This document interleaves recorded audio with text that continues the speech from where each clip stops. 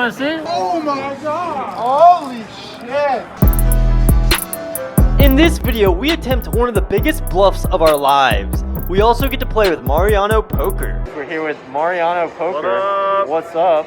If you enjoy this video, remember to like and subscribe. Let's get into it. In this first hand, there's an early position limp for $5, and we make it $25 with the ace of hearts and queen of spades. The cutoff, big blind, and the limper call. We are about 1K effective, and we cover everyone.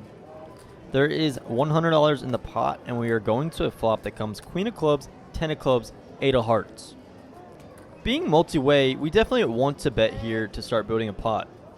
We decide on a size of $40, which I think may actually be too small with the number of straight and flush draws available. Our thoughts are confirmed when we get multiple calls from the early position limper and the cutoff. Alright, 3 players now. The turn is the 7 of hearts, bringing an additional flush draw on board, but otherwise not changing much. If someone had jack 9, I would expect a raise on the flop. The pot is now $220, and we decide on a large bet to charge the draws. We bet $200 and surprisingly get called by both of our opponents once again. 3-way action. The river is a 7 of diamonds, and this pot has ballooned to $820. We could bet, as this is not that bad of a river, but I think it might be too thin when facing multiple opponents. The early position player checks, and we check, and the cutoff checks back. Alright, check the round. Show me something. We show down and are good, as the early position player has king jack off, and the cutoff has 10-9 off. This is going to be a good game. This next hand picks up as the cutoff has raised to $20, the button has called, and we have 3-bet to $125 with the ace king of diamonds in the big blind. The cutoff calls our 3-bet, and we're about 1.4K effective, and there's already $270 in the pot. Flop comes jack of clubs, 7 of clubs, 3 of hearts. I think this is going to be a board we want to down bet with a 1/3 sizing, basically as a range bet, so we bet $70. Our opponent makes a call. There is now $410 in the pot, and the turn is the 4 of hearts. At this point, I have decided to turn my hand into a 3-barrel bluff, as we unblock all of the draws and we have all of the overpairs. We bet $250, which I think is actually a bit too small. In game, I did not have the pot size correct on the turn, otherwise I would have bet larger, around 3/4 or 300 or 300 and something. Our opponent tosses and chips for a call, and we see a decently safe river that is the deuce of diamonds. All of the flush draws miss, and we block ace-5 suited, which there are not too many combos of anyways, and our opponent could have 6-5 suited, but that is not too likely, and is put in a pretty terrible spot with just a jack for top pair as well, so this makes for a pretty nice bluff candidate. With all of this considered, we decide to go for it, and we go all in for a bit over pot, or 1K. All in. All in. Our opponent tanks for a couple minutes and finally shows signs of folding, which we are quite happy to see. Do it. Just do it. Fold. You can do it. Come on. Throw it in there. Fold. Come on. I know it's hard. Yeah, look at it. You probably have a jack. I know. Come on. Come on. You can do it. Come on. Come on. Man, just fold your hand. What are you doing? We know you're folding. Oh my god. I know. What are you gonna do? Yeah. Oh. Ah. It hurts. It hurts so bad. I know, man. It really, oh man, it's real painful. Yep. Yep, do it. Just do it. Come on, pull the band-aid off. Yes. Got him! Got him! The next hand starts off with the button raising to $35. We are in the straddle for $10, and we 3-bet to 140 with the ace of clubs, jack and diamonds. Calling and 3-betting should be a mix here. This guy seems pretty loose, so we decide on the 3-bet to a larger size, being out of position. We are about 1K effective, and our opponent makes the call. The flop comes 6 of spades, jack of hearts, queen of clubs. There is now $285 in the pot, and we are going to want to start off with a check. We do this for pot control and being out of position. Our opponent checks back. The turn is the 7 of spades. We decide to bet here for value as our opponent should be betting most of his queen X on the flop, and we want to protect against any flush draws, especially considering we do not have a spade. We bet about 60% pot or 180, and our opponent calls. The river comes the 5 of diamonds. My thoughts here were that I likely still had the best hand, but I did not want to really check, so I decided on what was meant to be a block bet of $200. I say meant to be a block bet because this is just too large and looks too value heavy. We could have checked here and called as well. Either way, our opponent folds somewhat quickly and we are on to the next one. Finally, the hand you have all been waiting for. My most out of line bluff to date. Will it work or will we lose piles? Let's find out as this hand starts off with us raising king of clubs, jack of spades, and the hijack. The same maniac that called with 10-9 off in the first hand calls, and a new maniac on the button 3-bets to $60, which is just not a thing, and is something I give zero respect to.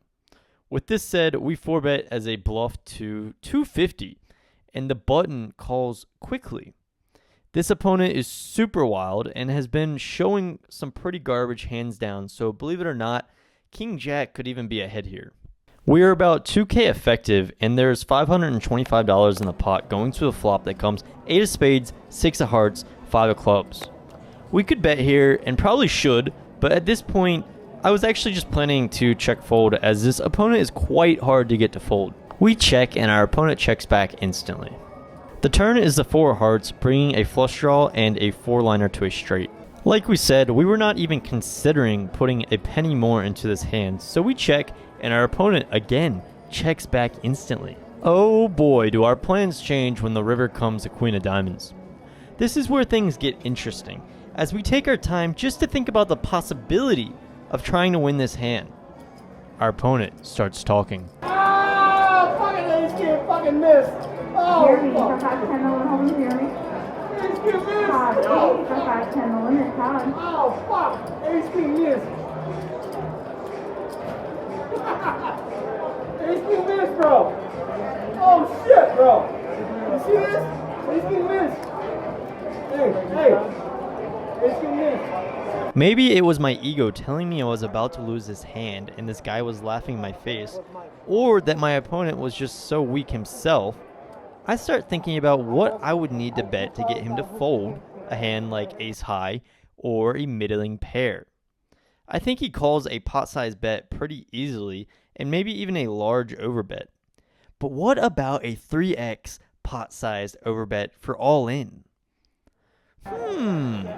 What do you have, like 15?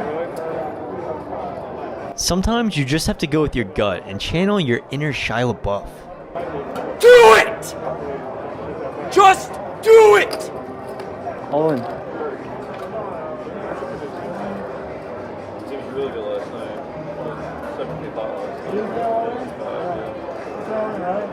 Yeah. That's right, we pull the trigger and indeed just do it as we go all in for over $1,500 into a $500 pot. Our opponent talks a lot and goes into the tank for several minutes. Ace king miss. Tend to play a little bit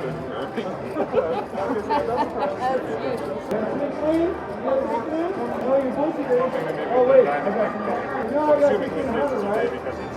This is fun. He asks to spread the pot and takes out several racks, which is never a good sign. Oh, how many bundle is that? Oh my lordy.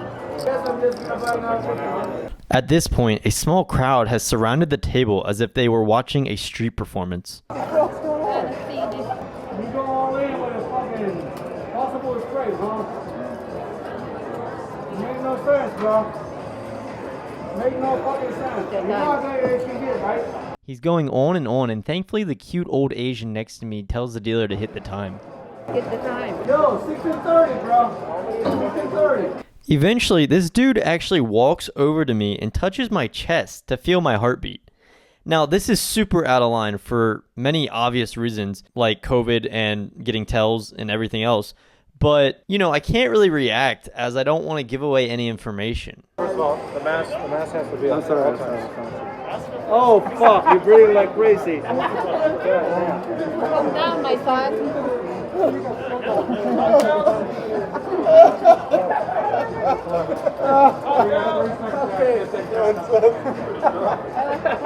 I'm feeling too, my son. Oh, nothing. It's calm. I'm glad everybody's having a grand time while I'm basically being molested. 10, 9, 8, 7, 6. No, wait, he hasn't come up to 6 or 20. Oh, you thought the floor had actually started a countdown? Nah, apparently you can just interrupt and argue and get them to restart the countdown 40 seconds later. Yeah, right? Really? Seriously?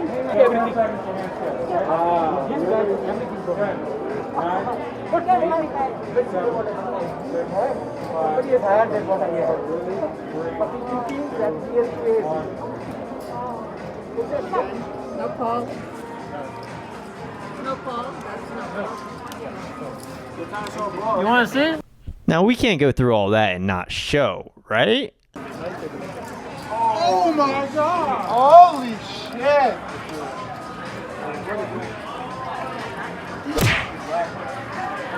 Oh, he could have won. You're so. As the dust settles, our opponent will go on to say the floor saved me, blah, blah, blah, blah. We will later find out through texting Mariano that the guy had 10-10, which is quite surprising. He did not bet the flop or turn. But you can't blame him for folding. Ah! Fucking ace kid fucking missed! Oh, fuck. Alright guys, we're here with Mariano Poker. What's up? We just played a pretty long session together, but we didn't really have any big hands, right? No, thank God, because this guy's too good, man. No, I don't want any of the smoke, man. No. I'm a maniac. I don't know. That probably shouldn't have worked, but... Yeah. All right, Yeah, man. Nice yeah. meeting you. You too, man. We were in for 1,000, cashed out for $27.15 for a nice profit of over $1,700. If you all enjoyed this video and you want to see more poker content, be sure to hit the like button and subscribe. Let's get it.